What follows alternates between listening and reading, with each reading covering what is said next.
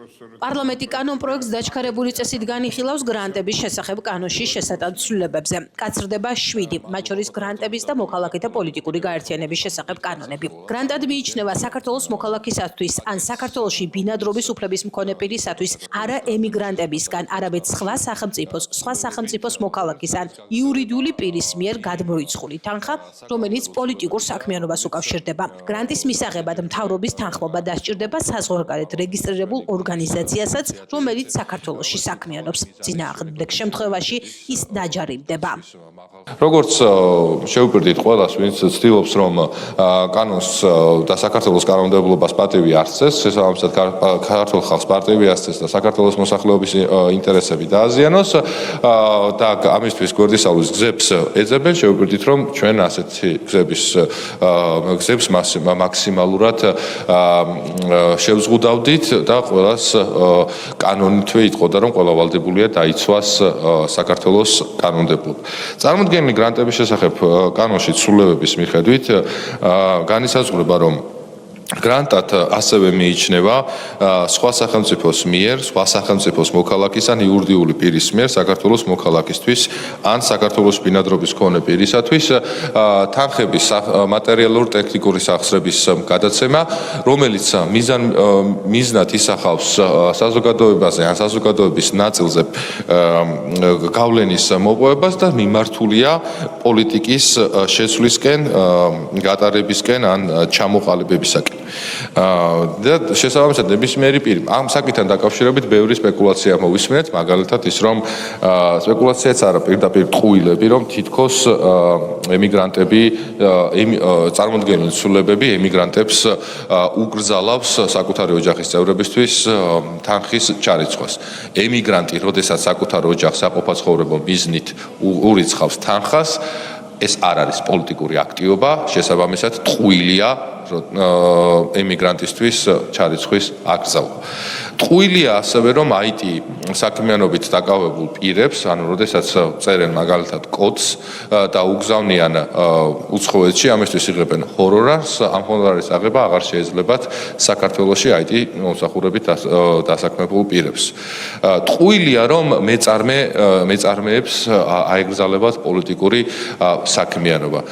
ტყუილია, რომ სპორტული ფან-კლუბების წევრები თუ უცხოური კლუბისგან მიიღებენ რაიმე შეღავაც, ეს შეიძლება გრანტად და შესაბამისად სისხლისამართლებრივ პასუხისმგებლობას დაეკისრება, პასუხისმგებლობის დამდგენი იქნება. თუ ორგანიზაცია არსებითად საქართველოს საკითხებზე საქმიანობს, მიუხედავად იმისა, ეს ორგანიზაცია რეგისტრირებული არის საქართველოში ქართული კანონმდებლობის შესაბამისად თუ რომელიმე სხვა ქვეყანაში, არსებითი საქმიანობიდან გამომდინარე ვალდებული იქნება, რომ სანამ თანხას მიიღებს, კეთილი ინებოს და საქართველოს მთავრობას ჰკითხოს თანხობის თაობაზე. მიიღებს თანხობას, იმ შემთხვევაში თუ ქვეყნის სუვერენიტეტის დარღვევის რისკები არ იარსებებს და შეიძლება რომ თავისუფლად დახარჯოს თანხები. თუ პოლიტიკური საქმიანობით დაკავებულია სხვადასხვა პირი ჩვენს ქვეყანაში, ისიც ვალდებულია რომ შეათანხმოს საქართველოს მთავრობასთან საქმიანობა, რომელიც პოლიტიკასთან არის დაკავშირებული და თუ მიიღებს თანხობას იმ შემთხვევაში თუ სუვერენიტეტს არავითარი რისკი არ ადგება, ამ შემთხვევაში შეიძლება თანხებიც მარტივად დახარჯოს. ამავდროულად პირდაპირ გრანტების შესახებ კანონში განისაზღვრება, რომ საქართველოში მოქმედი უცხოური ფონდების ფილიალები, მათი წარმომადგენლებიც ვალდებულები არიან რომ მიმართონ საქართველოს მთავრობას, სანამ მიიღებენ საკუთარი კომპანიისგან თანხებს, ეს არ ეხება მეწარმე სუბიექტებს, მაგრამ ეხება იმ ორგანიზაციებს, რომლებიც არსებითად დაკავებული არიან მათ შორის პოლიტიკური აქტივობების დაფინანსებით და ასეთი საკითხების განხორციელებით.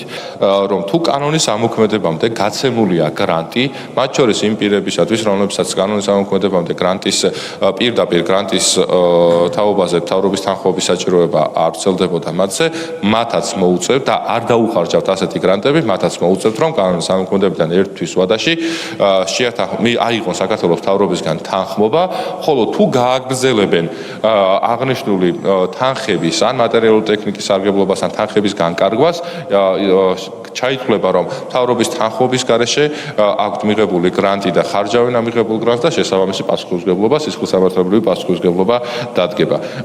გრანტების შესახებ კანონით გათვალისწინებული საკითხების მონიტორინგს ახორციელებს და განახორციელებს დამოუკიდებელი კონსტიტუციური ორგანო საქართველოს აუდიტის სამსახური. იქნებ დღეს მაინც გავქცეთ კონკრეტული პასუხი და საზოგადოებასაც აუხსნათ კონსტიტუციის საფუძვლები, კონსტიტუციის კონკრეტული ნორმა, რომელიც გაძლევთ საფუძველს საქართველოს მოქალაქეს აუგზავნოთ პოლიტიკური აქტივობა, თუნდაც ფინანსების გამოყენებით, რომელზეც ნებართვა არ მიუღია მთავრობისგან. ასევე, შემდეგი შეკითხვა შეეხება ვინ შეაფასებს მაგალითად იმ ფაქტს, რომ კონკრეტულ პირს პოლიტიკაზე გავლენის რწმენა ჰქონდა, როდესაც რაიმე ფინანსურ სახსებს ხარჯავდა.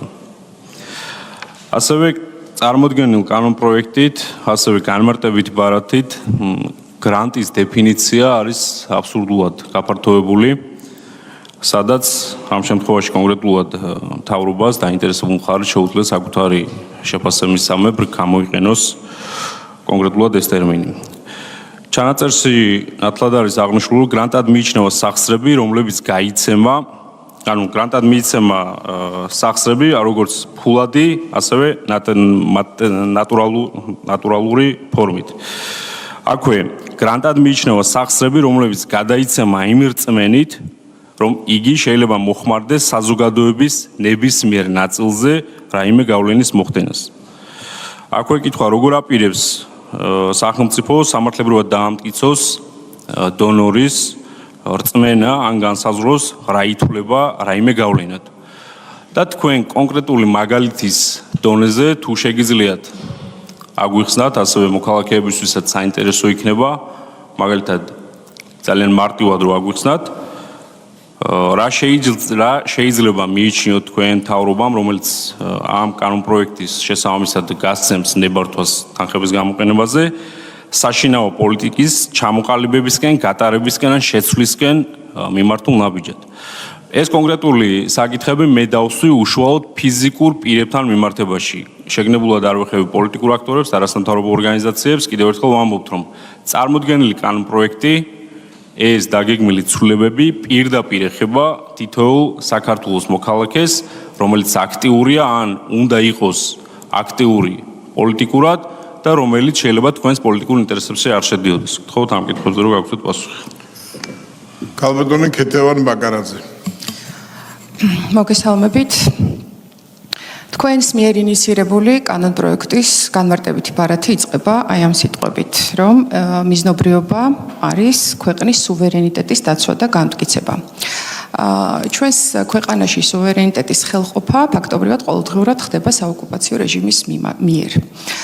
მცოცავი ოკუპაცია, ანექსია, ტერიტორიული მთლიანობის დარღვევა და ასე შემდეგ, თუმცა თქვენი ხელისუფლების მხრიდან არასდროს არც ერთ განხორციელებულ ქმედებაზე არ ჟღერდება არც ერთი ბგერა. ეს ინიციატივა რომ დამაჯერებელი იყოს, მაშინ სრულიად განსხვავებული დღის წესრიგი გექნებოდათ. ამიტომ საზოგადოებას აქვს სრულიად ლეგიტიმური, ასე ვთქვათ, აზრი, რომ ეს კანონი ემსახურება მხოლოდ და მხოლოდ თავისუფალი სიტყვის დახშობას. მადლობა. ბატონი გიორგი შარაშიძე.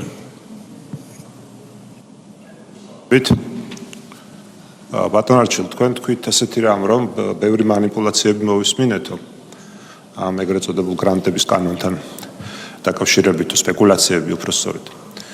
მე მინდა გითხრათ, მე არ ვიცი რა სპეკულაციას გულისხმობდით და ვის მიერ განხორციელებულ სპეკულაციას, მაგრამ თავად თქვენივე საკანონმდებლო, ასე ვთქვათ, ინიციატივები ტოვებს ძალიან დიდ სივრცეს, მათ შორის სპეკულაციებისთვის, იმიტომ რომ თითქმის ყველა ეს ცვლილება არის ბუნდოვანი და ტოვებს ინტერპრეტაციის უსაზღვრო შესაძლებლობებს.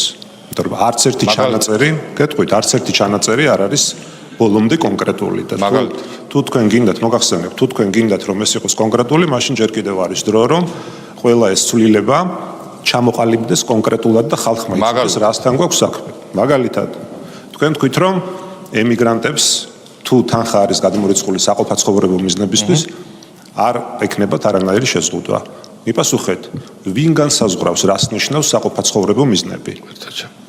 ვინ განსაზღვრავს ამას საყოფო ცხოვრება მიზნები რას ნიშნავს, იმიტომ რომ ამ ფულით შეიძლება ახალგაზრდა ადამიანი, სტუდენტი, რომელიც აქ ცხოვრობს და მისი დედა იმისთვის რომ ეს სტუდენტი შეინახოს რაღაცნაირად საზღვარგარეთ წელებზე ფეხს იდგამს და 24 საათი მუშაობს, ამ ფულით არ იყიდოს მაგალითად საკვები, არ წავიდეს კაფეში, მაგრამ დაბეჭდოს პირობითად პლაკატი, რომელიც იქნება ასე ვთქვათ საპროტესტო განწყობის, ხო? აი დაბეჭდოს ბატონო გიორგი. დაბეჭდოს? ხო, თქვენი კეთილინების იმედად უნდა იყოს? ხო, უცბად რომ შეცვალოთ ეს გადაწყვეტილება და თქვათ რომ თურმე კანონი დაარღვია, მე რაშუებით. ეს ერთი მაგალითი. თუ შეიძლება ბატონ გიორგი რომ დამიმატოთ როთმი და კარგად ჩამოვიდეთ. მნიშვნელოვანი საკითხია, მე მგონი მეთანხმებით, ხო? მაგაზე შეთანხმებული. მეორე საკითხი ბიზნეს რაც ეხება, ძალიან მნიშვნელოვანი საკითხი. სრულიად გაუგებარია რას ნიშნავს ბიზნესის მიერ პოლიტიკური საქმიანობის დაფინანსების შეზღუდვა. ბატონო გიორგი, თქვენ ახალი ბრძანდები თქვენ ახლაც პარლამენტში და მაგ საკითხს თქვენ ხელს მიშლით, იცით, წაყვანაში ბატონო არჩილა. გთხოვთ რა.